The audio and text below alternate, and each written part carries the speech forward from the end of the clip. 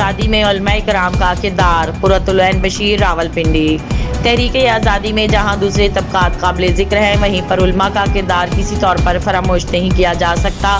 قیام پاکستان کا مقصد اسلام کی سربلندی قائم کرنے کے ساتھ ساتھ پاکستان میں قیام پذیر دیگر مذاہب کو مکمل مذہبی آزادی دینا اور انتہا پسندی کا خاتمہ کرنا تھا۔ یہ حقیقت ہے کہ مسلمان مجاہدین کی خدمات کو دانستہ طور پر فراموش کیا جاتا ہے۔ علماء کا کردار دیکھیں تو امام شاہ عبدالعزیز کو کون بھول سکتا ہے، جنہوں نے سب سے پہلے انگریز سامراج کے خلاف فتویٰ دارالحرب دیا۔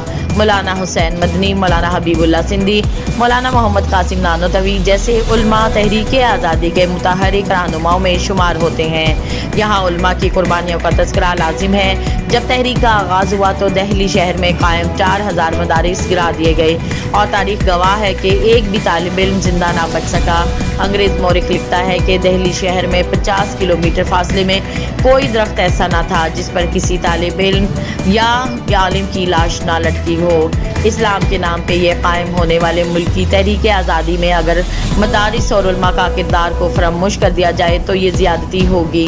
مولانا محمد علی جوہر اور مولانا شوکت علی جیسے نام جو تحریک خلافت کے وقت سے قائد اعظم محمد علی جناح کا ساتھ نبھا رہے تھے، ان کی قیام پاکستان میں بے پناہ جدوجہد ہے۔ سہلٹ کا ریفرنڈم کسے نہیں یاد ہوگا؟ عوام کو آسام اور پاکستان میں سے ایک کا انتخاب کرنا تھا اور یہاں مولانا ظفر احمد عثمانی صاحب کا کردار روشن نظر آتا ہے، جنہوں نے عوام کے فیصلے کو پاکستان کی راہ میں ہموار کیا۔ قائد اعظم محمد علی جناح نے کراچی میں پاکستان کا پرچم لہرانے کے لیے مولانا شبیر احمد عثمانی کا انتخاب کیا اور یہ علماء کے تحریک میں کردار کا واضح اعتراف تھا۔